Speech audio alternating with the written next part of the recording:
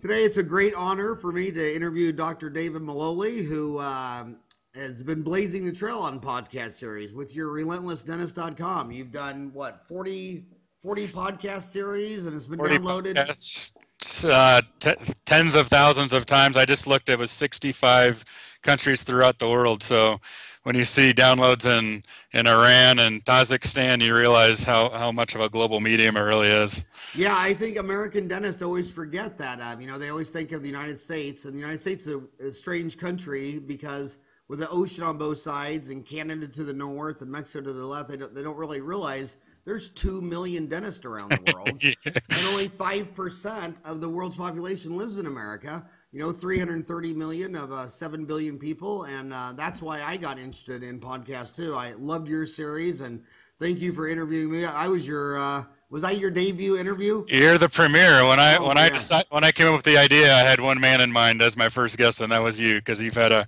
tremendous impact on my career, even going back to dental school. Well, you were, well, thank you. And, but we got a lot in common. You graduated from University of Nebraska. Yes, just down the road. Yeah. Yeah, and I went to Creighton undergrad, 80 to Right. 83. And you were an athletic trainer with the Cornhuskers, Big Red football. Yeah, those were years when they couldn't lose. We're not quite so fortunate these days, but What was that two, guy's name? Tom? Tom Osborne. Yeah, Tom Osborne, a legend. Yeah, And three national titles in 4 years. you always talk about creating your own economy, and I missed a huge business lesson. I'll never forget back in, I think it was 2008, when the Seattle Supersonics moved to Oklahoma City. And I thought, well, that's crazy. Oklahoma City's not big enough for an NBA team. And I didn't realize that when I was in Nebraska for 3 years, they had no professional sports teams. And Big Red football fans was a cult. You couldn't even get tickets. You had to inherit them from a family member. And I realized, looking back, I can't believe I missed that market, that when there's no substitutes in the marketplace, you own the state. And the first professional football, basketball, anything that goes into Big Red. I mean, wow. And that's what you talk about. Create your own economy. Tell our viewers about my series is Uncomplicate Dentistry, and times are tough. The economy's lame. It's malaise. You set up in Vail, a resort town, seasonal economy, lots of competition, and you always talk about creating your own economy. So let it rip and tell dentists around the world what you're talking about.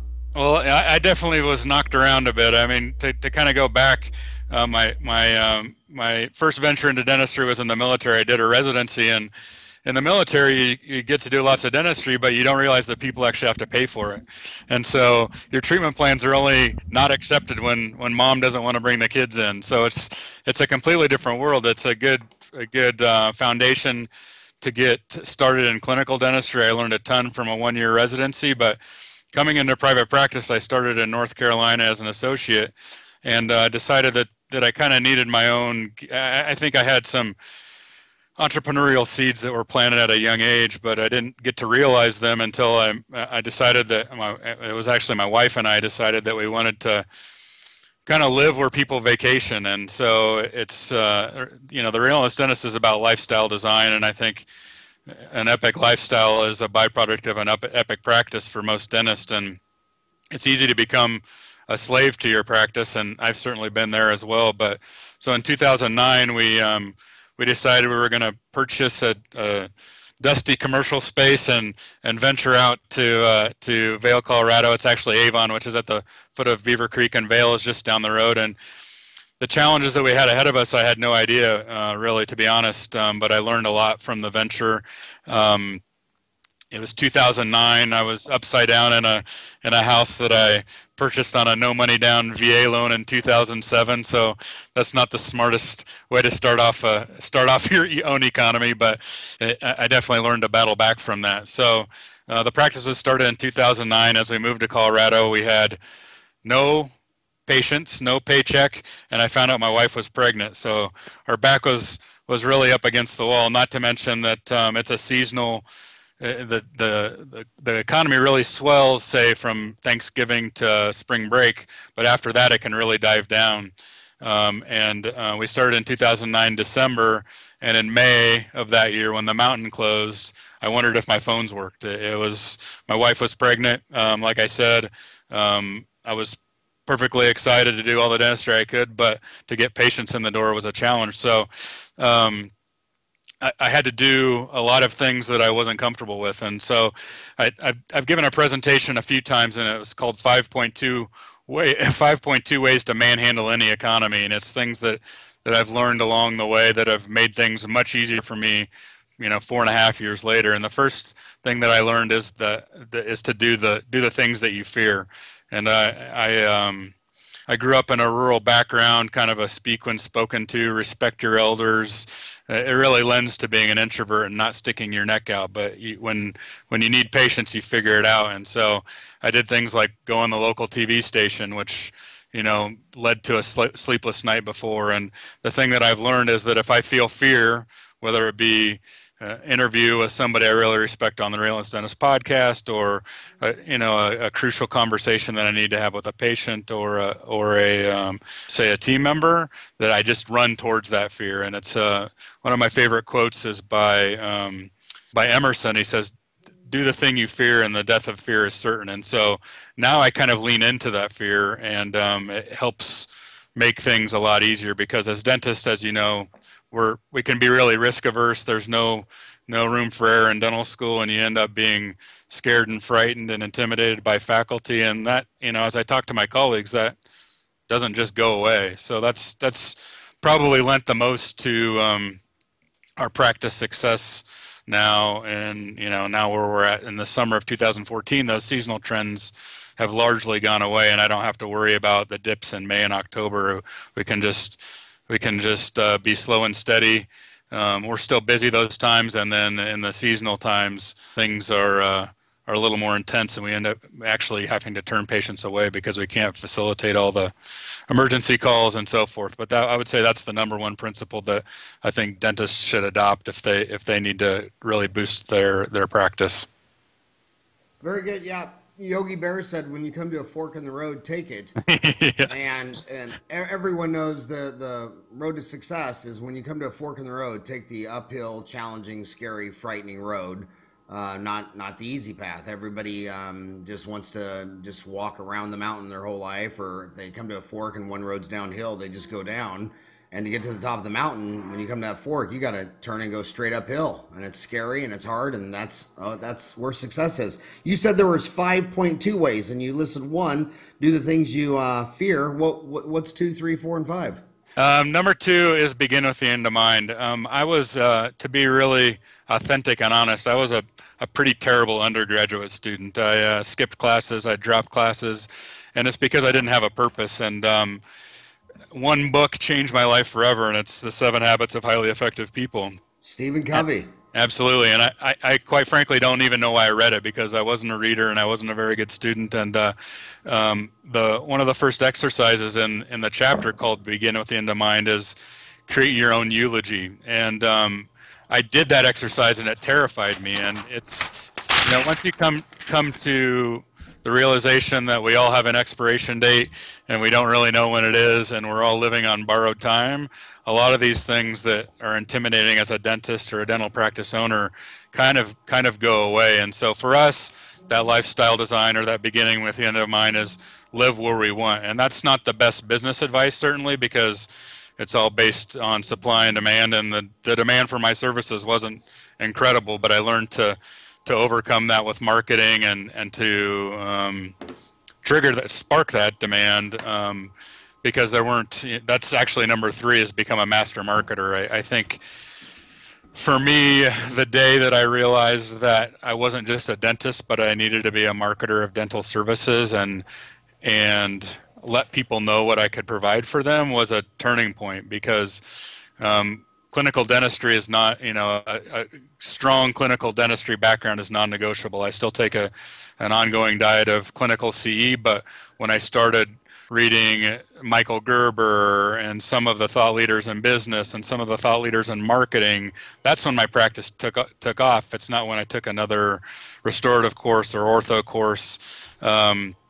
So becoming a master marketer was number 3.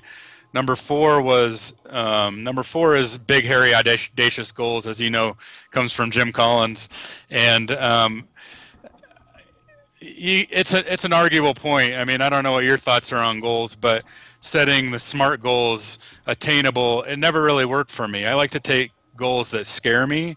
I like to take goals that set the bar higher than I really think can be achieved, or set the deadline sooner than I really think is possible, because that motivates me. If it's attainable, and to use the classic weight loss example, 1 pound a month is certainly achievable for anyone, but that doesn't inspire anything, because you can always put it off till tomorrow. And so that big, hairy, audacious goals has been a pivot point for me. Whenever I kind of get bored, I just have to launch a new goal, and one that quite frankly frightens me. Number 5 is Kaizen. Kaizen, you probably know, is a Japanese principle about perpetual and continuous improvement. So the thing that I realized is that a lot of times with big, hairy, audacious goals, you try and do, say, too much too soon. You get excited, and then the excitement kind of wanes, and then you end up back with the status quo. Kaizen is about small changes, making subtle improvements over time. So say what's the compound interest on 1% increase in your practice production over the course of 5 years. I don't know that mathematically, but I know it's significant. So It's the rule of 72, just divided by 72. yeah, That's how long it take you to double it. so as not only just mathematically, but lifestyle changes, if I can get just a little bit better with how long it takes me to prep a crown or seat a crown, or say an exercise program, that Kaizen principle, it's the series of small wins over time and that perpetual improvement that I really think makes things, it's hard to measure it in the short term, but as you look back and in retrospect, 1 year, 5 years, I'm in my approaching 5th year of the practice, and I don't ever look at 1 month that was like, gosh, that just was the game changer. It's that slow. It's the little tweaks in the marketing and the way you answer the phone and the way that you create a memorable experience for a patient that really adds up, and so that they synergize too. So that's number 5, and number 2 is kind of a take on I think it's a Woody Allen quote where he says 80% of success is showing up. And you could just go to a course on a Saturday and you realize there are a lot of dentists here, but there are a lot of dentists who aren't here. So the dentists who are there have a leg up. But the point two, to me, the other 20% that Woody Allen doesn't talk about is bold action, implementation. It's easy. I went to a mastermind 2 weeks ago, and I have got my notebook over there, and I've implemented 1 or 2 things, but if I go back and reference that and continue to implement, that ROI on that time that I spent that weekend is a game changer, because I also have notebooks that got home on Monday and were never opened. And so you reference those 3 years later and say, those are good ideas that came and went. Without bold action and implementation, it's a lot of times it's wasted time. So I think it takes both. It takes that picking up that book, but it's got to be more than just an idea, because I once told a mentor of mine that I had a lot of good ideas, and he just said, that's called so what. There are lots of great inventions that went to the grave, but what did the Wright brothers do? What did Edison do that made them who they are today? Yeah, 99% of patents don't generate enough revenue to pay off the patent attorney. And, Yeah. And it's funny because being with Dental Town for 15 years, I mean, I get every week, sign a non-disclosure because I got this great idea. And it's like, dude, I've signed these for 15 years and no one's ever came to market. Okay, so Right. I'll sign it. Whatever, it's your pipe dream. But yeah, and Woody Allen, 80% is showing up. That's what I was talking, to my friends that run 10Ks and marathons or whatever. I mean, I probably had one of the worst Ironman times in my entire life, but I just kept thinking, I finished it in 16 hours and 11 minutes while 99% of my friends and family were sitting on the couch watching TV. So That's the thing. Yeah, I'd rather have the worst Ironman time than just sitting on the couch eating donuts. But I want to go back to begin with the end in mind. Everyone believes and agrees that living with purpose is everything, and I want to talk to a big problem that I think in dentistry. Someday you're going to die, and when you go from 6 feet above the ground to 6 feet below the ground, McDonald's didn't stop. I mean, this morning 40,000 McDonald's got up and made a Big Mac. Yeah. Sam Walton took 20 years to do his first 18 stores. Now he's 6 feet underground, and they open 40 new stores a month, and they have 4,000. And so when you know that when you die, you have to delegate 100%, why can't you start delegating to your team today? I see small business owners, which is what a dentist is. They just continually try to wear all the hats. Yeah. They pay someone $500 a month to do their social media page, while their dental assistant's over there checking their Facebook page every hour. And so they just don't delegate. When you said become a master marketer, I wanted to pick your brain. Who are your legends in marketing? Who are you following? Who do you think's crushing it in the world of marketing today? Well, I've learned almost all of my lessons outside the industry. Now, I think that right here, you recognize this book here, Fred Joyle. Fred is amazing. A friend of yours and a friend of mine, and he's been on the podcast. That book, Everything is Marketing, I give to every single person that I offer a job to in my practice, because I'm not so foolish to think they're going to read it cover to cover. I'll give them a bonus if they do, but it's more about the mindset for me that it's, before I started my own business, I didn't know what marketing was, or I was foolish to think that marketing was take out an ad, most of which I still see all over the place, image advertising. Hey, check out that I'm a fellowship in the Academy of General Dentistry. Check out that I was at a course this weekend. Check out that I served my country and was a captain in the armed forces. Nobody cares about that. They care about themselves. They care about their family. And so when I realized that it's about the benefits to the patient, like they say, it's not about, when you go to Home Depot, you don't want a drill, you want a hole in the wall. So you need to speak to the hole in the wall if you're going to provide the dentistry care that you work so hard to learn. And so Fred Joyle within the industry, outside the industry, where I got started in marketing was one late night I couldn't sleep, and I went on to Nightingale Conant and I downloaded Piranha Marketing by Joe Polish. He's a friend of mine and lives up the street. Yeah, and then I got into a podcast that was phenomenal for me when I had no patience, really. I mean, I was working more on my business than in my business because I had no choice. I just still wasn't busy all day with patients. I listened to I Love Marketing podcast, which is hosted by he and another master marketer, Dean Jackson. So I'm always reading Dan Kennedy. I've learned a lot of things from him. And then just from other people in dentistry. Lots of people that I've interviewed on the podcast have grown their practices significantly because they're not just a good doer of the thing, but they can market the thing, and that's the services we provide. So I don't discriminate. I think I can learn from everyone, and but those are some names that I think will, if people don't know them, they provide books and resources that have really been invaluable to me. What's Joe Polish's website? Is it 25K group? 25K group? Yeah, that's a great group. Yeah, I get his every week. He calls it the Genius interviews. I get those on audio. So it's really for me a constant diet of marketing and mindset things, because I've been studying this stuff ever since I talked to you about 7 Habits of Highly Effective People. 20 years. Everything I can get my hands on, everything I can listen to, podcasts, audio programs, and still I get sucked into some crappy news story on CNN that makes me feel doom and gloom and that I can't accomplish what I want to.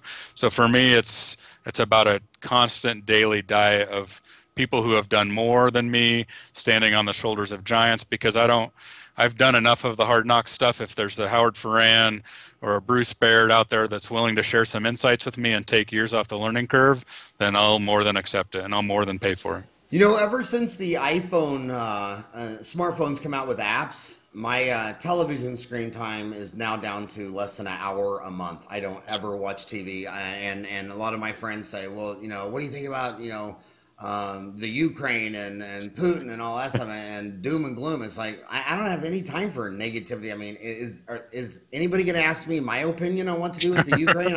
I just trust and delegate that we have fine people in the government, the State Department, and my only involvement in that is when you show up for an election every couple of years. But I want to tell you something about Fred Joyle. The guy, he's the only guy in dentistry that spent $250 million in the last 30 years marketing, and then the call centers, and he has more data. But the neat thing about Fred, which ties into delegating, is, I've lectured 1,500 times in the United States since 1990, and a third of the room is a few dentists and all their staff, and those are all the millionaires.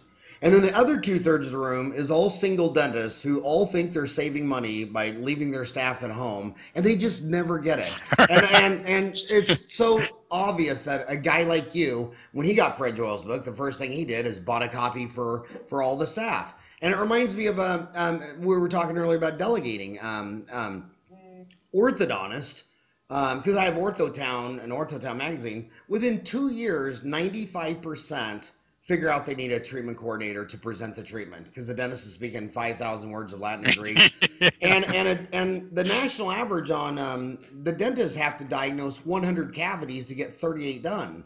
Well, when you tell someone they need a $100 filling and they walk out the door, dentists don't even care. But for an orthodontist, $5,000 just walked out the door, and it really bums them out. And they might only get 15 to 20 at bats a month. And if half of them walk out the door, they start asking questions, and they get on Orthotown and start talking to other people. They go, dude, you're a trained orthodontist. You're an introvert. You know, there might be some high energy treatment coordinator person that can just close these sales. And I think that's fantastic that you have your group read everything as marketing. And I also know you're a big fan of online or CE. You've taken 1,000 hours. You got your fellowship in the Academy of General Dentistry. And that's why we also, I hope, when people listen to your podcast or on the series, that they do it at a lunch and learn. I mean, it's so easy to go get a large pizza and some hamburgers or whatever and have a lunch and learn. That's why on our online series, you know, we put up 250 courses on Dental Town. They're all in 1 hour segments. They're all ADA approved, AGD approved. But I always tell dentists, watch them with your staff. Why are you watching them on the weekend? Because 90% of all dental questions, Fred Joyle will tell you this, are answered by the non-dentist. The receptionist literally answers the most dental questions while you're back there doing a root canal. And if she doesn't know anything about a root canal, how is she going to answer the questions and close the cell and get these people to come in? And the same thing with the hygienists and dentists. You know, they think, oh, this is clinical dentistry and this doesn't involve my staff. I mean, just the wrong mindset. So then I want to go back to, you said big, hairy, audacious goals. You said Jim Collins. Yeah. And I just want to say that when I got my MBA at Arizona State University, he was absolutely the patron saint. I grew up with Jim Collins. So when I got out of school, probably when you were in grammar school, I'm 50, I'm 52. How old are you? I turned 40 in October. Okay. So you probably were in grammar school when I got out. And he came out with Built to Last. And then he came out with Good to Great. Yeah. And then he did a negative, which I actually enjoyed the most, which was How the Mighty Fail. So instead of just telling you, this is what all the successful people do, he said, this is what everyone that failed did. I thought actually How the Mighty Fail was my favorite. And then he just came out. And then he just came out with Choose to Be Great. And, you know, he's just a huge fan of mine. In MBA school, they probably, an instructor quoted him during every course. So those are absolutely the 4 best business books in the world. Anything by Jim Collins is a gold mine. And I also like your perpetual improvement and planning. That's just great stuff. And you're right. Showing up is half the battle, but showing up with big, hairy, audacious goals or balls is really going to be good. So what advice do you give the dentists who right now or have seen? You know, I got out of school in '87 and May 11, '87, and then of course that October was Black Monday. The stock market fell 25%, but it was kind of a V recession and collapsed, bounced right back up. I lived through the Y2K bubble where everybody overinvested in Y2K, and then March 15th, the NASDAQ was at 58.65, and it just crashed and tanked, but it came back pretty quick. And this Lehman Day, September 15th, 2008, I can't believe it's now August 1st, 2014. I mean, this was a depression with liquidity. Oh, yeah. And that's what they call it. They said the first time there was a depression, 1929, they tried to save the dollar, and that lost a third of the banks, and we had 25% unemployment from 32 to 36. And luckily, our Federal Reserve chairman did his doctorate in economics at MIT on the depression, and he knew day one, give up the dollar, complete liquidity. And but it literally had, they all said this would be a 10-year restructure. So that was 2008, it's 2014. We probably got 4 more years of absorption of this stuff. So what would you tell dentists right now who are battling through this? Give them some pointers of what you would do. Well, I mean, I told you that I was actually in Charlotte, North Carolina, where Wachovia was, right? 2007, 2008, 2009. I bought my house on a VA loan, no money down, and so I got crushed. My portfolio got crushed. I'd put away a bunch of money when I was in the military, and so my back was against the wall. And a lot of these things I had no choice because, like I said, when my wife, we're bringing a child into the world, we're trying to bring another child called a dental practice into the world. And so for me, it's all about mindset, I think, is where it starts for me, and lifestyle design. Because the thing that I realized, and it took me probably 30 years to realize, is that I I created a business plan that I've executed fairly well. I create an annual plan that goes into the scheduler, and it schedules our vacations and all that, so the staff knows when we're open and when we're closed. You schedule the day, your appointments, but we don't spend any time scheduling our life. So a lot of times you'll ask dentists what they want, and they don't even know. And so that's a destination I don't know is not a destination that I want to get to. I mean, that's pretty troubling when you go to that eulogy thing and you think about, what's a coworker going to say about you? What's a community leader going to say about you? What's a friend going to say about you? What's a family member going to say about you? That's scary if it's just this arbitrary, like, he was a good guy, he did good dentistry. That's not good enough for me. And so one kind of trick that I always do when I come to a fork on the road, like you said, is give it the rocking chair test. And for me, that means like envisioning me as an old man, hunched over, not able to do dentistry anymore, looking at my grandchildren, and they're asking me stories. And do I want to tell them about regrets, or do I want to tell them about the times that I had a decision to make and I chose something courageous or bold? And failure is in a lot of cases an inevitable part of life, and life blindsides you. And I'll tell you a story about how that happened to me in a big way this last year. But Jeff Bezos calls it the regret minimization strategy, and he had a big choice. He had a choice whether he was going to take a bonus or whether he was going to start Amazon.com. And so we all have much smaller choices day to day, week to week. And if you take it from the frame of, is it easy today for me to get out of bed or not get out of bed? Well, you're going to have a pretty lame outcome. But if you look at it as, what will I be able to tell myself, in your case, like if I'm doing these Ironman triathlons 30 years from now, is that something that no one can ever take away from me?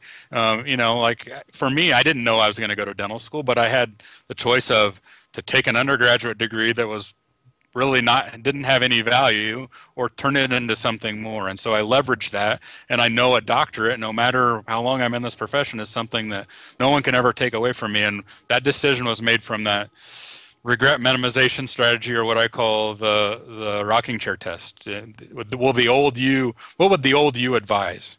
And that sometimes that's, like you talked about treatment planning. Sometimes we're scared to tell somebody they need a crown, and we do a big filling. That's, just fully disclose and talk about the risk, benefits, and alternatives. You don't have to go run into your office or do the next hygiene check. And what, 38%, is that what you said? 38 out of 100? 38% out of 100 cavities get filled. You're not. I call them the 20. Anyone a service by treating only 50% of the diseases there. Yeah, I call them 20. But we just 20, play 20. meek. I call them 20-20-20 dentist. Can you hear me good? Yeah. Are we good? Yeah. I call them 20-20-20 dentists. Every time you talk to them, they're like, "Oh, all my fillings are adhesively bonded 20 megapascals or greater," and they want to talk about bonding technique. And all my restorations fit within 20 microns, and I'm doing CERAC and optical scanning, and all my materials wear less than 20 microns a year, and 20-20-20. And I'm like, dude, 2 out of 3 of your cavities, you don't even remove the decay.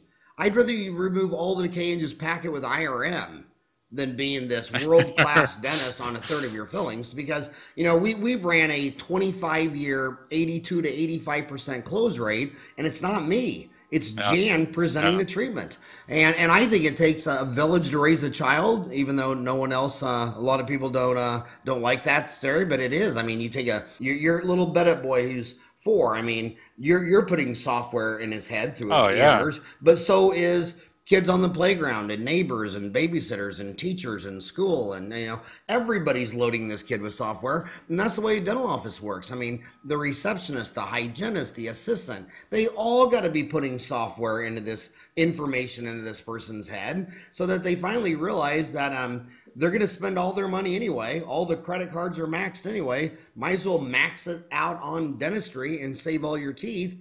And talk about regret. We tell our patients, I cannot tell you how many 65, 75, 85-year-old women have told me the single worst regret they had in all their life was not saving their teeth.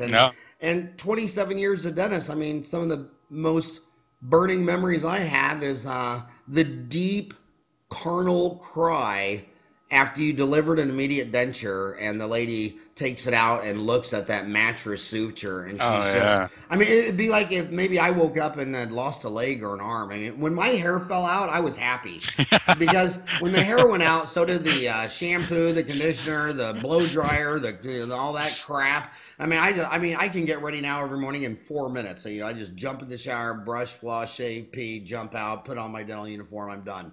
But when women lose all their teeth, in fact, I always ask women all the time, I said, if you lost all your teeth, would you be depressed? They go, oh, I'd cry. I said, how long would you cry? They'd say forever. I said, well, what if you woke up and all your teeth were gone and all your hair fell out like me? And at that point, they all say, oh, at that point, I'd kill myself. So it's always very high self-esteem when you realize that if women looked like me, they'd all kill themselves. One time, you and I were having a conversation in Atlanta, and you were talking about the value of a tooth, and you turned around to this, she must have been 20 years old, maybe an entry-level assistant, and you said, how much could I pay you to extract number 8? And you went from $250,000, $500,000, $1 million, $2 million, and she was still saying no. So that shows you the value of our services. Well, that's also a great economic question. Milton Friedman, one of the greatest economists of in the last 100 years, called it, people would always say they spend too much money on healthcare. Milton Friedman says, well, who says we spend too much money on healthcare? And it's always the government saying we spend too much money on healthcare, because if you walk up to a person and give them the blue pill test, say, okay, here's your question. You're either going to die tonight, or you're going to buy this little blue pill and you'll die 1 year from tonight. So you want to die right now, or you want to buy this pill? How much money will you give me? And at the end of the day, they'll give you everything they got. Their house, their cars, their pension, their 401k, everything they got. So the only people saying we spend too much money on healthcare is other people spending other people's money. So when you're spending your own money, healthcare is number one, because once you die, you have nothing. Who cares about your house and mortgage, and who cares about anything? You're dead. You're no good to yourself, your wife, your children, your grandkids. You're no good for anything. So healthcare went from 1% of the GDP in 1900 to 12% of the GDP in 2000. Now it's 2010. It was 14% of GDP. Now it's at 17% of GDP. And 100 years from now, it'll be half the GDP, because when you have everything you want, the ultimate luxury item is to live another day. And the marginal cost keeps getting higher and higher and higher, which is why most Americans will spend half their lifetime healthcare budget on their final disease going down. Because they want intensive care, they want any chemo, they want experimental, they'll live in the IU at several thousand a day, they just don't want to die. So we're in a rockin' hot profession, and what's interesting about dentistry is it's not just like a kidney or an organ or a pancreas, it's also cosmetics. It's right up there in your face. And it is amazing when you go to people with hardly any money, and we're talking women, and say, how much money would I have to give you to remove your front tooth, and you couldn't replace it the rest of your life? Pretty much every woman says there isn't enough money. And that's a beautiful thing. We're in dentistry. And if we can educate the whole staff and get them in the mindset and all that stuff to close that, that's fantastic. I mean, talk about educating staff. Somebody, I don't know if it's an actual quote, but they said somebody had asked, what if I train my staff and I spend tens of thousands of dollars flying them all over and they leave? And the answer was, what if you don't train them and they stay? What if they're giving bad information? What if they don't value the dentistry at the front desk that you just put on the treatment plan? That's not an asset in healthcare at all. Well, that brings up a huge long rant of mine in the fact that the same skill to keep your spouse is the same skill to keep your patients or your staff, and it's the same skill to keep your patients. And employee turnover is something that really they don't even track it. The Wall Street investors, they don't even track it. But if you look within industries, you could have found out 20 years ago that Southwest Airlines would have been the great stock because they were retaining their flight attendants and they were retaining everybody. And the average American only has a job for 3 years. So when you go look at what the average dental office produces and collects and what the dentist earns, and then you look at that 50 percentile mean, sure enough, his average staff has been there 3 years. And when dentists say to me, well, how do you go from making 150, right down the middle, to start making 200 or 300 or 400? I said, well, you want to make 250, 300? Your average staff's going to have to be there 7 years. Yeah. And you want to take home $500,000 a year, your average staff's going to have to be at 12 years. And that's why we have our golden core values. Can you hand me the core values right off the wall, Brady? Right there. Yeah, my core values is my most important thing. Southwest Airlines says hire on attitude and train for skill. My core values are create a fun, positive, and professional environment, be passionate, enthusiastic, determined to make a difference, be humble, embrace and drive innovation, follow the golden rule, treat others like you want to be treated. Mistakes will be made, accepting or accountable, and move forward. You talked about mistakes that come up. Japanese proverb, successful man, fall down 7 times, get up 8. Yeah. Muhammad Ali says every boxer gets knocked down, the champions get back up. Never stop learning. You've had 1,000 hours of CE, and I hope people log on to dentaltown.com. We have 250 one-hour courses that are amazing. That content is unbelievable. Be honest and respectful. Integrity is everything. Balance life and work and be fully present in both. That's something I've done for my staff. They're, when I wanted to get a hold of the mother of my 4 children, I wouldn't want some male boss saying, no, you can't take a personal phone call. I mean, I always respected when my assistants, babysitters on the phone or a teacher or whatever, I'd say, go get it. Because I'd get it if it was one of my 4 boys, Eric, Greg, Ryder, Zach. Strive to make everyone feel safe, valued, and important. You see the emotional abuse at the average dental office staff meeting because the doctor does all the talking and the staff's all afraid to say anything. When I told my staff we were going to get a CERAC machine, my first dental assistant, Jan, who's been with me since day one, 27 years, said, Howard, that's the stupidest idea I've ever heard. And so, but she could say that because she feels safe. And if people shoot the messenger, dentists routinely pay consultants $30,000, $40,000 a year who fly down, do an interview with each staff member for half an hour, and that's where they get all their ammunition, and then they go present it to the doctor for $40,000, just because the doctor just couldn't get off his pedestal. Be remarkably helpful, create opportunities to make our customers and patients feel safe, and that's absolutely fantastic. So what else? So what do you tell dental students coming out now? You served in the military, and thank you for that. Only 1% of Americans serve, and you were in Germany and Italy. And but what would you tell graduates today? They're coming out of school. They're looking at a lame economy. Would you recommend would you go back?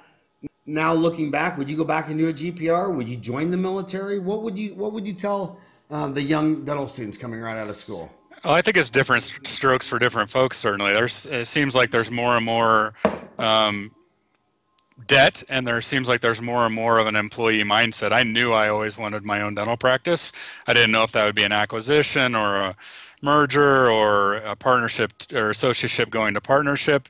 But the one thing that I would tell them is that and I see a lot of it out there in the industry, and you talked a bit about it in the values, is it's about integrity. And so going back to the golden rule, which is treat others how you want to be treated, or upgrade it to the platinum rule of treat people how they want to be treated, I think is intensely important, because you can end up in one of these corporate gigs that are based on quota, and if you can't sleep at night because you're doing crowns on teeth that need fillings, then you have to find another place. And so the things that have served me well, and I haven't done everything right, certainly, I've made a lot of bad mistakes, is learn from mentors who are willing to share. And now with your podcasts that are out there, online message boards, I mean, there's not a problem that can't be solved by a search on Dental Town right now, I don't think. Not to mention all the CE that's on there. I mean, you think you have to take a day on the front end and fly somewhere, spend 2 days on a course and fly home,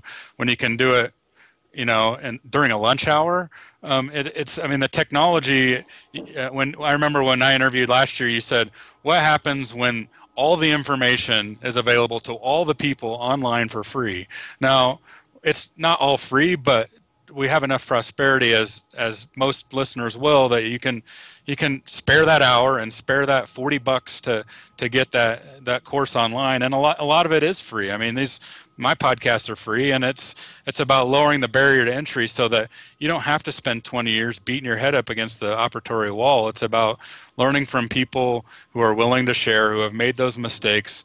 The other thing that goes right along with integrity is legacy, and I think that goes back to the begin with the end of mind. Like, there are times when I give away dentistry that I don't feel like I should give, but the patient's perception is that something failed before it should have, and it's not worth my time to explain that. We talked about it was a big filling. We talked that it may someday need a crown, and now your cusp fractured and you need a crown. So if I can ever make that right in a patient's mind, then that, to me, I live in a small town, and Vail and Beaver Creek are world renowned. But ultimately, if I go to the farmer's market tomorrow, I'm going to see 100 of my patients out there, and being able to sleep at night and being able to look them in the eye and know that I served you the best way I know possible, not only from a clinical standpoint, but from a business standpoint, from a humanitarian standpoint. And that's why Sam Walton became the biggest retailer in the world, because he started in Bentonville, Arkansas. And when he started his Walmart, he was doing the same policies as Sears, Gibson's, TG&Y, JCPenney, which worked in a big town like Dallas, where you could upset people all day long because you had an endless supply of customers. And his wife Helen was telling him, some lady bought a pair of shoes and the heel fell off. She brought it back, and Sam said, "Hey, it's not my fault. That's your fault." And then she told Helen at church, "Yeah, well, me and my family, we're never going back to you." And Helen screamed in his ear saying, "Sam, we don't live in a town of 5,000. We live in a town of 4,995 now, because you just upset that family." So Sam, the small town people had to pioneer. So Sam got mad and said, "Okay, well, the next time that guy brings me 100 shoes to buy, I'm going to hand him back this broken shoe, and I'm going to shove it up the supply chain." And he changed the whole industry. No discussion returns. I mean, people come into Walmart and they bring in a tent with holes in it and burns and been used, and they want to return it because the zipper's broken, and they just don't get into it. And the reason they don't get into it, and something I always find, is that some people get so upset with patients, and they get into a big pissing match, and a lot of times the case will go to the board or whatever, because their ego doesn't understand that humans are made up of 3.6 billion genes, and I'm sure at least 1% of them are all messed up. The software is loaded by 50 different crazy aunts and uncles and nuns hitting my hand with a ruler when I went to all Catholic school till the end of Creighton. Who knows what this person's thinking? For every cell that's you in your body, you have 10 organisms. Most of them are from your 30-foot mouth to the other end. And the reason you're outnumbered 10 to 1 is because if your human cell was Shea Stadium, most of the other organisms would be about the size of a ping pong ball virus or a car or bacteria. And we know that those are all playing with your digestion, your brain chemistry. So humans are incredibly complex, and you don't ever know what battle that patient is fighting, or your friend or neighbor or alloy. And what you do is you just got to turn on empathy and sympathy. And when they really upset me, I just link back in my head and say, well, I'm just glad I'm not going through whatever you're going through. Right. I mean, you don't know what you're battling. A friend of mine, principle: seek first to understand, then be understood. That's as simple as that. Yeah, a friend of mine just got out of his first speeding ticket in his whole life. His dad passed away, and he lost it, and he got in his car, and he's going down I-10 way too fast. Cop pulled him over, and cop just said, "Go, just slow down. Sorry about that." So you don't know what people are going through when they come in your dental office and rip you a new one. You know what I mean? So you just got to tap them on the shoulder and show love and empathy and sympathy. So what else? So tell them some more great ideas.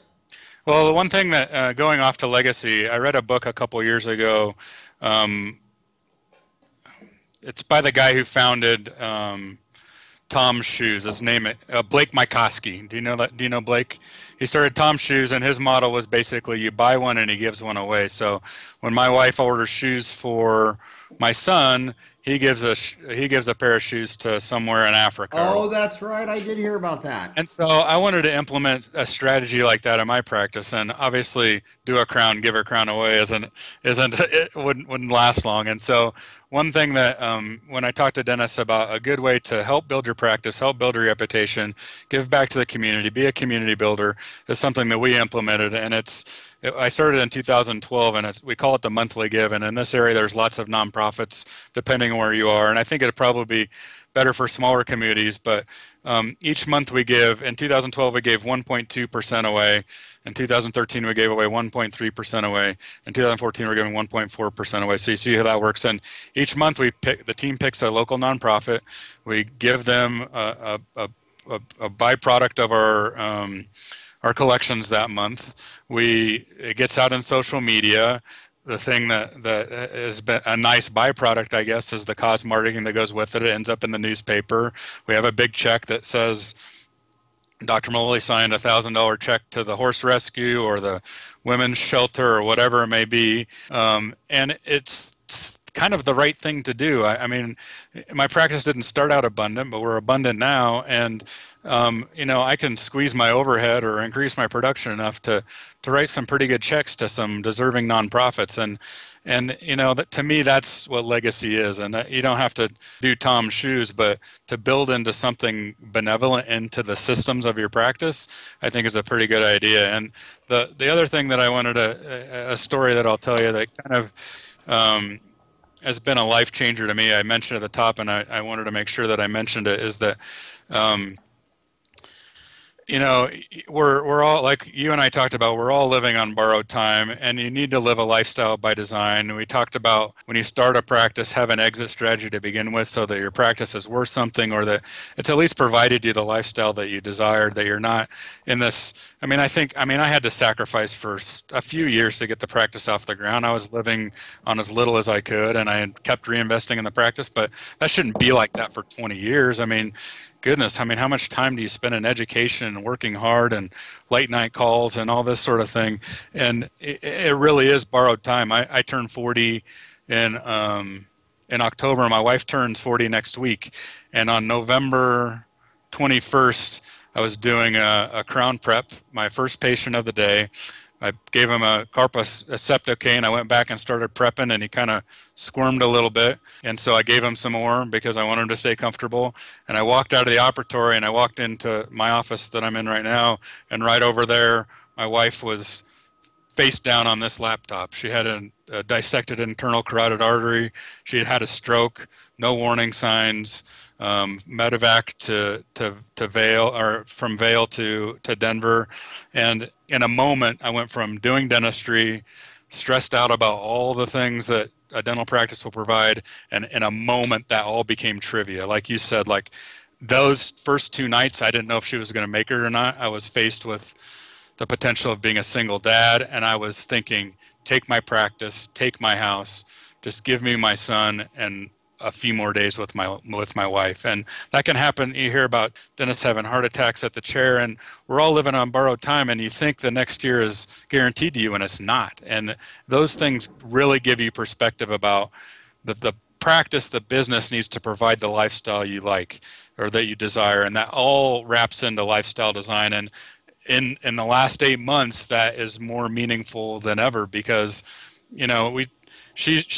she's perfectly healthy now. She still has some communication deficits, but the neurologist called me middle of the night, the second night, and says, do you know what a decompressive craniectomy is?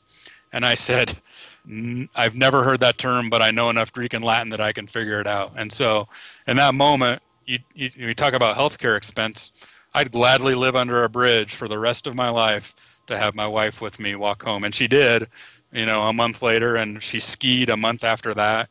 And she has some communication deficits, but this last 8 months have all been a gift. And we get to celebrate her 40th birthday next week, thankfully. But I say that not to gather sympathy or anything like that, but to drive home the point that this stuff really needs perspective. The practice, the patient that comes in with 3 post-ops because their crown seat is still uncomfortable and blah blah blah. That can make you insane, but it's not the most important thing in the world. And so the practice needs to create the life that you want, and sometimes it does and sometimes it doesn't, but you need to design that so that that outcome is inevitable. It may not be today, but you need to set a deadline and that big hairy audacious goal so that it's providing a quality of life that and I know, and you mentioned happiness before. It's not, we get on this hedonistic treadmill and it's 4 more hours will make me happy, and an associate will make me happy, and a bigger house will make me happy, and 2 weeks in Hawaii will make me happy. Well, it doesn't make anyone happy. It's those little moments that you have with your boys and the little moments that I have with my family that really make the difference. And that's, to me, what makes dentistry incredible, is that you can put on the accelerator and ramp up the marketing and ramp up the production so that you have a life that you desire. And it just shouldn't be an ongoing sacrifice, because you don't know when and how it can be taken away from you. So you have to make peace with that expiration date being inevitable and live your life accordingly. And those fears and apprehensions and anxieties a lot of times will wane pretty quickly, I think, through that lens. Well, I'm so glad that your wife healed up and is doing well, and that's fantastic. And it makes me think of my whole career. Every once in a while, I go do missionary dentistry in a third world country. I just got back from Tanzania, Africa. We did an orphanage for the deaf and blind and albino. And it's just amazing, because whether it's Chiapas, Mexico, or Antioch, Mexico, or Tanzania, Africa, where you see these people just literally have nothing, and they're all happy. Yeah. And then you come back and you look at Americans and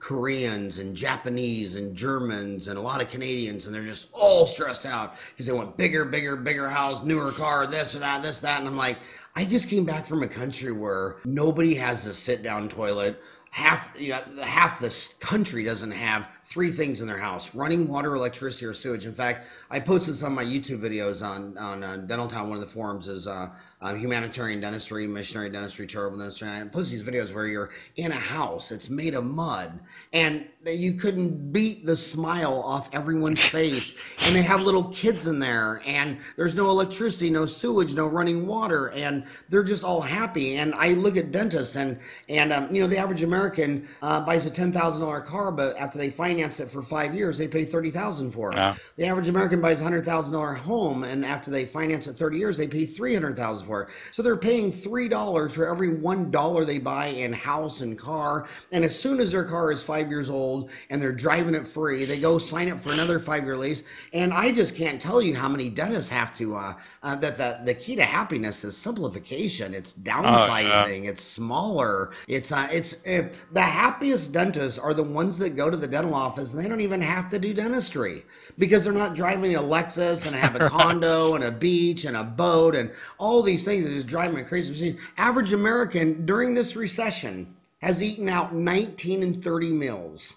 And in 1950, in one of the hottest economies America had, we ate out 1 in 30 meals. I mean, today, if you want to hide something from anyone in the family, you just put it in the oven and no one's going to find it. Right. And so they need to downsize. They need to simplify. They need to realize that you almost losing your wife made you realize what's important. And that's another thing I always tell my staff. My staff for 27 years, they're always coming to me saying, Howard, can you do me a favor? My sister-in-law's brother's roommate's cousin's nephew is unemployed, doesn't have benefits, and the dentist told him he needed all this deal, and will you do it for free, or you do have a price? And I say, I'll tell you what, I'll do it because you asked, and I'm like that.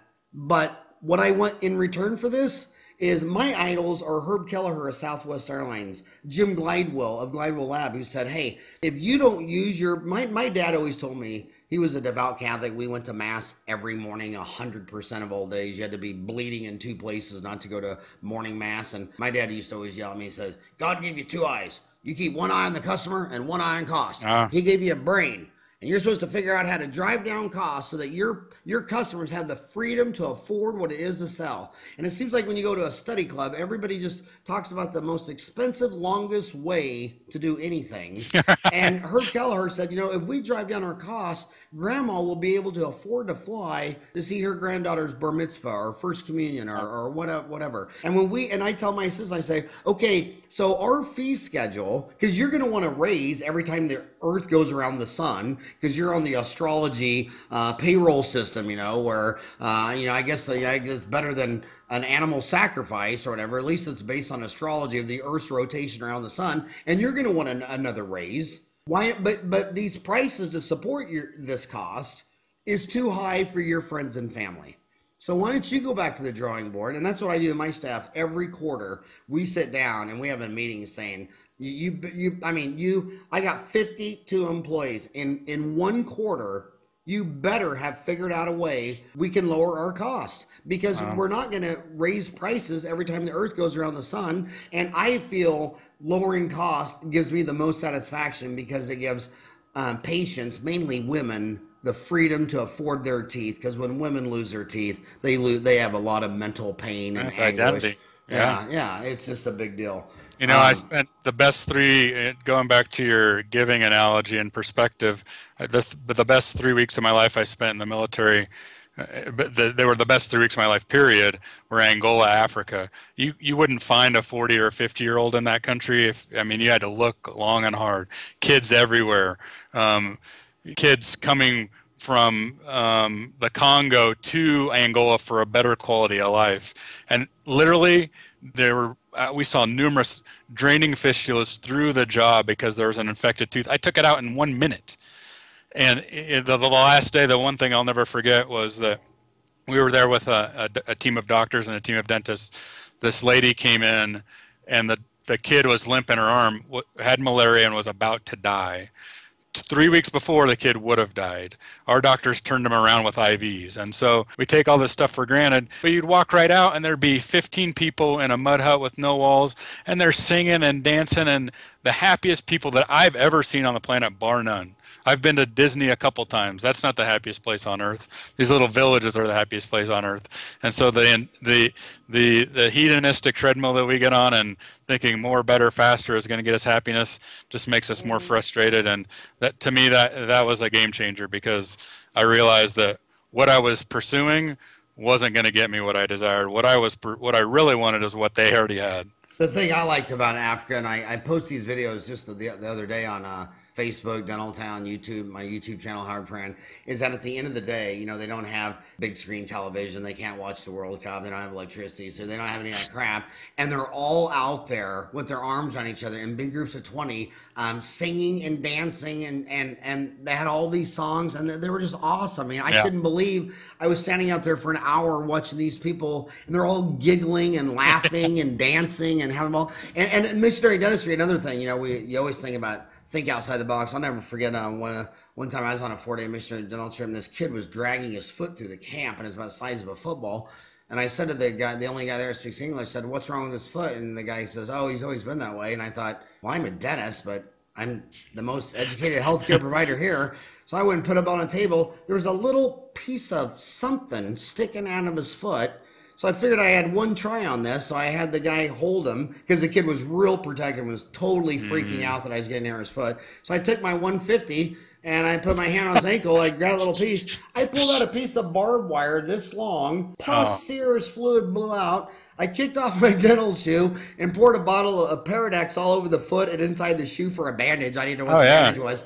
And when I left 4 days later, he was running around playing soccer. Oh, wow. And it's just, and then you come back to America and people are just, they want to raise. And they want to raise just like a dentist wants to raise their price, because they don't want to downsize and simplify their lifestyle. Yeah. They don't want to, they live 3 miles from work and they want a $40,000 car to drive 3 miles because they don't want to ride their bicycle to work. It reminds me of everybody in America wants to blame everything for everybody else. And right now the big blame is everybody's blaming McDonald's for everybody being fat. And I've been to 50 countries with a McDonald's on every corner, and there's no fat people, because they all walk to the train or the subway. That's probably 1 or 2 miles from their house. It only gets them 1 or 2 miles from their job, and they have to walk a mile or two, ride a bus or subway, then walk a mile to their work and backtrack. You said you were in Germany. I'll never forget, I was in Cologne, Germany, where you'll never find no white person.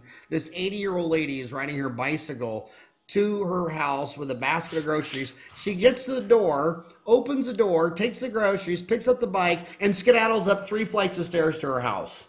And in America, you'd be getting an artificial knee, an artificial hip, free pain care, Obamacare, all this stuff like that. And then in Tanzania, They don't even have a single fast food franchise in the entire country. Wow. I mean, there wasn't one, Yeah. and it's just amazing. So, you know, you got to lower your expectations of people. They're complicated. You don't know what they're going through, and you got to downsize and simplify your life. We're all going to die someday. Why are you going to spend your whole life working your tail off for a house and a car and a Rolex watch and a Porsche? And I mean, it's just so artificial and cheesy. And what I'm hearing from you on this fantastic hour, which is now over, was all good. And tell people how they can get more of you. Go to relentlessdentist.com. Relentlessdentist.com. Subscribe to the podcast on iTunes. We're trying to get the best and the brightest in dentistry. And then every once in a while, if I read a good book, I'll reach out to the author. And so, you know, I've learned, like I said, a lot from outside the industry that's easy to bring into the industry. Relentlessdentist.com. Send me an email at my, you know, if you have any questions or want to discuss strategy or ideas, or you know, I always like to connect to big thinkers. So my email address, the easiest way to reach me is david@vailvalleydentist.com. And David, thank you so much for all that you do for dentistry and Dental Town and the Relentless Dentist. And it's been an amazing hour with you. Thank you very much. Well, you've meant a lot to me. Your information. When I was stationed in Germany, my buddy sent over this giant box of 30 VHS tapes, dental MBA, 30-day dental MBA by Howard Farran, and so that was my intro to practice management back in the days when all I had to do was put on my Army uniform and go provide socialized healthcare. So, and for all the dental students out there, explain what a VHS is. They probably never even heard of it. Yeah, exactly. Okay. Oh, that reminds me of a joke. It was about 5 or 10 years ago. My son was talking to me, and we were talking about a CD. And he said, "Dad, what's a CD?" I said, "A CD, a music CD." And he said, "I know you said that, but what is it?" And I realized he'd only ever downloaded music on MP3s and iPhones. He didn't even know what a CD is. Crazy. Hey, good talking to you, David. Hope we do it again sometime. I appreciate it, Howard. Thanks so much. Okay, bye-bye.